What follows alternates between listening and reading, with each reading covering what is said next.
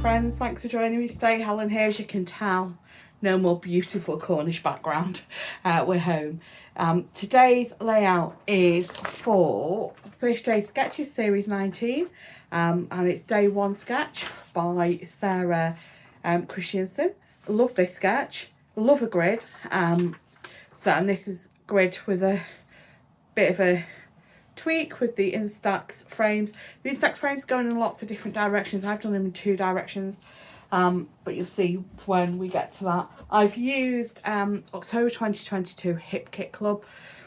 I have so much Hip Kit Club stash left. I actually only thought I'd stopped subscribing in November 23. It turns out it was 22. So it's been 3 years and I've still got piles of stash, and I've just resubscribed. Because I just love this month's kit, and they changed slightly how they do the kits, and it's fab. But anyway, more about what I'm using when we get to the desk. Just before we get to that, if you're not already a subscriber, please think about hitting that subscribe button. If you enjoy the video, please let me know what you've enjoyed in the comments. Give the video a thumbs up, give it a like.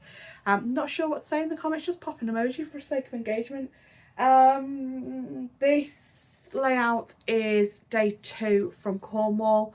It is our first Cornish breakfast, and so yeah, emojis for breakfast. Let's see what you can find. Out of the way, let's get scrapping. So I'm showing you the sketch here with the 9 polaroid or instax frames, and just going through the papers there. The Hip Kit Club October 2022 I've used for this. There's several self-adhesive chipboard frames in the collection. I didn't want them sticking to the cardstock whilst I was planning the layout, so I've just got we are memory keepers, or we are makers now, isn't it? A little duster brush there, and also just showing as well, I can also use your embossing anti-static pad just to make the sticky dusty, and it doesn't stick anymore. So yeah, that's just what I'm doing there. The first frame I put down the bottom middle, I was just showing you that there's a cluster of flowers, a chipboard cluster of flowers on that one. That's to cover the sentiment that was on the frame that I didn't want to be showing. I've done the same there on that frame with Mr. Ding, with the cluster and the little circle embellishment. I do want something to cover the gap to the right of the circle embellishment and the cluster of flowers on that frame, and then the top frame's got family on it, and I will be covering that up as well. So I'm going to use We Are Memory Keepers, We Are Makers frame punch board for this one, and just choosing some papers. I've already made one frame. I was just going to show you how I've made them now. So roughly the size of the chipboard frames that are in the collection, it's 3¼ inch by 3¾ inches. So I'm just cutting another 3 pieces of the pattern paper instead. I've already made one, which you can see in the bottom left there. So with the punch board, I've got it set at 1/4 inch for doing the top 2 corners, and then it's 1/4 inch and 3/4 inch for doing the bottom 2 corners. And then for the left and right and the top of the frame, I've got the cutting tool board there, part of the board set to 1/4 inch, and then move it up to 3/4 inch for the bottom bit. So I'm going to do the same for all 3 frames. I'm just doing the bigger measurement for the bottom there, whilst I had it set to that in the frame already, and just doing the top 2 measurements. So we're going to cut the 3/4 inch from the bottom there with that one, and then move the guide to 1/4 inch and cut the other 3 sides. I do have dies that do this size of frame as well. Not this size, this shape of frame. I've got several dies, so if I've gone through them, I might have found something that suited. But my die cutting machine is away at the minute. I need to get a smaller one that would fit like things up to this sort of size, just so it's not like the big one out on the top all the time, because I just don't have room now. I've got an A3 plus format printer. Okay, so for this one, I was going to put it up on some 3D foam, and then decided, you know what, I'm going to do a shaker. So I've just grabbed some acetate, which I do eventually you'll see me in a minute, trim it again, cut it to 3 1/8 inch square, just so that it is covering that hole in this frame. So I am going to use wet glue because I don't have any red liner tape and I don't have any other double-sided tape that is narrow enough for the 1/4 of an inch left, right and top of the frame there. So I was going to use my Sticks 2 pads, which are 1/4 of an inch wide, and then I remember that I have this tape, which I think it's either Stampin' Up, which I don't think they do anymore, or Scrapbook.com. So it's the stuff, it goes around circles and all sorts. It's great for shaker frames, and it's about 1/8 of an inch wide. It's the same kind of depth as my 1/4 inch and 1 inch foam pads as well. So trimming a piece left over from making the frames to back the shaker frame there, and just getting some a sequin mix out of my sequin box. This was in a kit I got, and I can't remember what kit it was, so I can't tell you what the shaker mix is. Sequin mix, I should say, is. I said it was in a kit for something, and I can't remember where it was. I only know it was in a kit because it's in a baggie and not like got a Spiegelman scraps thing on it or anything like that. So there's my shaker. And then what I'm going to do is use some pattern paper to back the other 4 frames that don't have the photos or the shaker as well. So I'm just going to go through mostly the cut off pieces from making the frame. So, you know, what was left of those strips of pattern paper. So you can see this is the A side of the blue B side that I used for this frame here that I'm backing, and then I'm going to use the blue B side to back the top left frame. And then I can't remember, I think I get some purple because I'm thinking that purple frame of Mr. Ding on, I need a little bit more purple on the page. Yeah, so I get this purple spotty paper, and I'm going to cut that to 3 1/8 of an inch square just to back that. I am and ahhing, should I do it with that paper, should I do it with the green one, and decide no, I am going to put it in that one, just because it's like the bold, deep, rich colours. There's at least one on each, well actually there's 2 on each line with doing that. And then this middle one, because it is going to be for the title, I keep this kind of muted and neutral, so I use a pattern that's a white base with this nice blue kind of leafy type pattern on it. So I want to do some mixed media around the frames. Now, the easiest way of doing this would have been to kind of roughly put the frames in place and draw around the frames, sort of just inside the line of the frames, so I knew exactly where the mixed media was going. I don't do that. I just wing it. And I do get fed up about halfway through, and you'll see in a minute what I end up doing. But I am trying my best to begin with, just to get it as a halo around each of the frames. And with the way I'm doing it, I don't pick the easiest way to do this. So if I've done like a pencil line around where each of the frames are, but just inside of the frame, so I'm not trying to, hide the pencil line again, other than sticking the frames down after I've finished, then it would have been easier. I would have had a guide to go around with the mixed media, and I think if it's just 1 or 2 frames or 1 or 2 photos, I probably would have done that. So happy with that one. In a minute, there we go.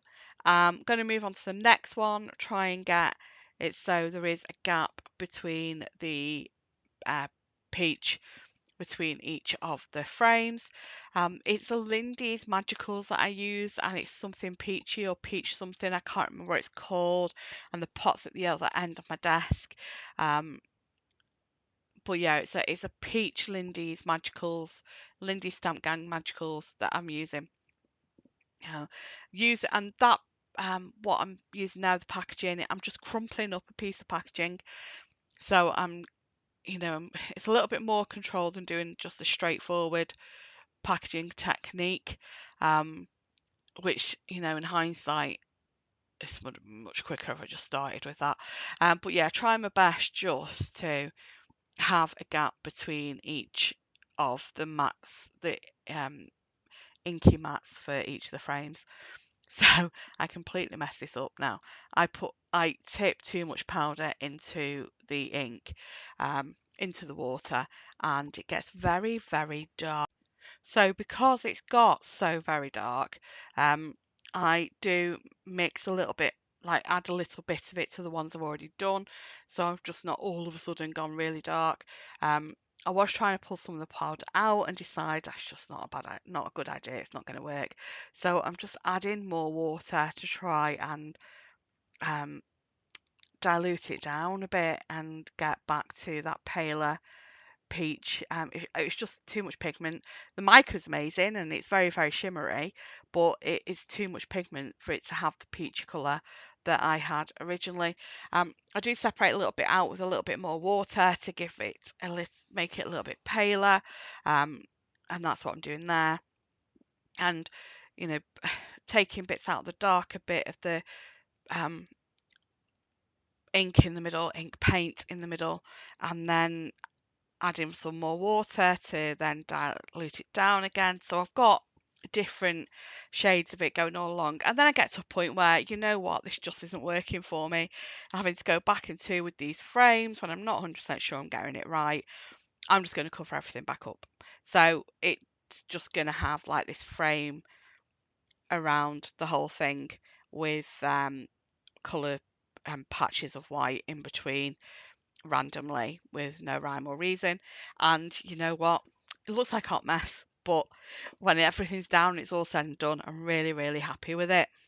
So I don't want to waste this bit I've got left from overdoing it. So I get a fresh piece of card and start mopping it up with the cards to create a new background. So this will either be a background I use on something else or a piece that I do die cut other things out of. So I don't know, leaves, etc., hearts and things out of. So set that aside to dry now. And I've come back in, let this dry for a bit and just blotted up anything that might still be wet. And I'm now coming in and laying out the pieces again. I had lost a picture and then realised I'd put two of them down, stuck to each other. So now I have my trusty T-square ruler back, which was in the box I thought it was in whilst in Cornwall, and put my hand straight on it when I unpacked when we got back from Cornwall, but we won't say anything more about that.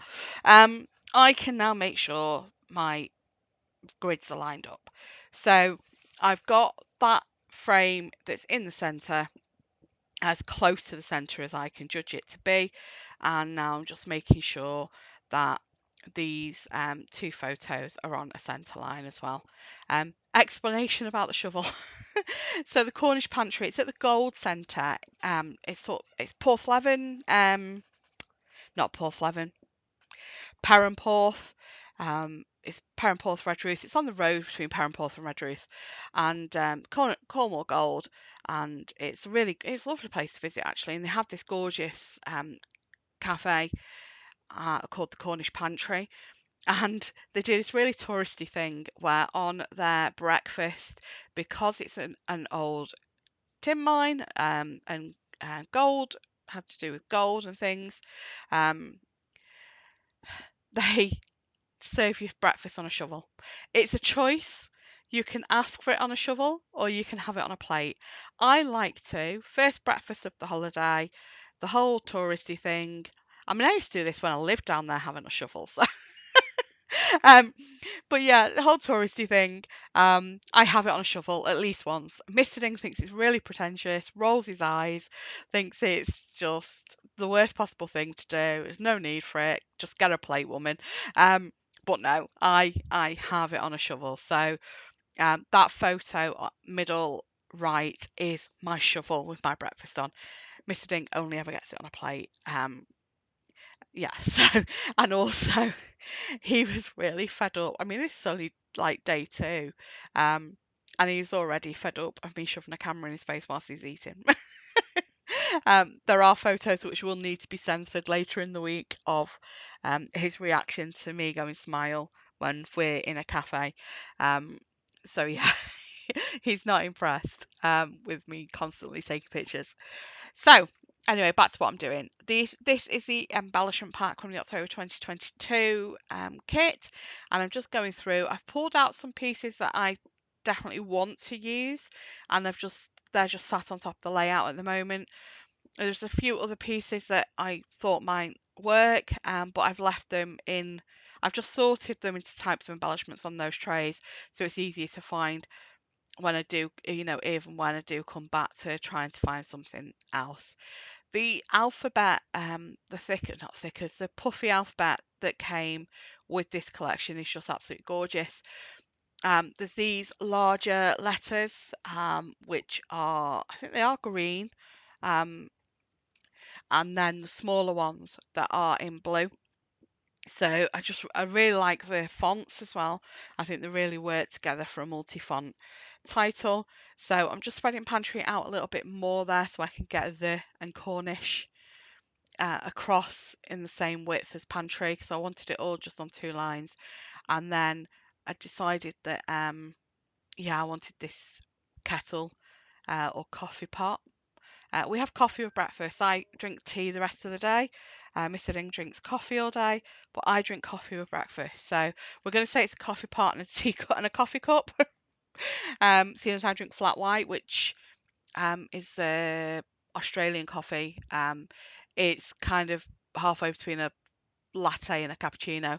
So it's a latte with the strength of a cappuccino. It's basically an extra shot. It's a strong milky coffee, which is mine and my sister's, and actually my older brother's go-to drink. We all drink flat whites because we like our coffee strong. Mr. Ding likes a latte. So yeah, I don't know why I digressed into my choice of coffee then and explaining what a flat white was. Okay, so let's get back to the layout. Sorry, I just had to edit like 5 minutes of me going on about coffee out. So, bottom, so what have I just done? I've added a coffee cup with a blue tag with the yellow wax twine in. So, I'm using the foam pads in at the top of some of these embellishments, so the heart and the coffee cup, and then gluing the bottom flat, just to give a little bit more of a dimension, just make it pop a little bit more. Several different layers on this page because of the chipboard and the shaker frame, so I just wanted to add to that dimension. I've added a tag for a little bit of journaling at the top right, and I am going to add another tag shortly to this bottom after I've put this leaf on. So wanted to use this Good Life. I do enjoy a breakfast at the Cornish pantry. So and it's our treat when we're on holiday. It's one of the things we really treat ourselves to when we're on holiday, is eating out. So we always eat breakfast out. We hardly ever have it in the accommodation. So the Good Life. It's our treat. It's our treat for the holiday. There we go. Adding that other tag in. I only noticed after editing that whilst editing, that I haven't stuck that blue tag down at the top, so I do need to go back and do that. So yeah, just fiddling there with the twine because we don't like naked holes in tags. And then just finding a few bits for a cluster on this top right frame there. So just added that. I think that's one out of the chipboard. I think that one that I've added. And then I've pulled this fabric set of embellishments out. That this isn't from the October 2022. I think it might be August or September 2022 this is from. So it's about summer and sunny days. But I just really thought the colours went really well with this layout, with this collection, as happens with a lot of hip kit collections when they all have a really interchangeable colour palette.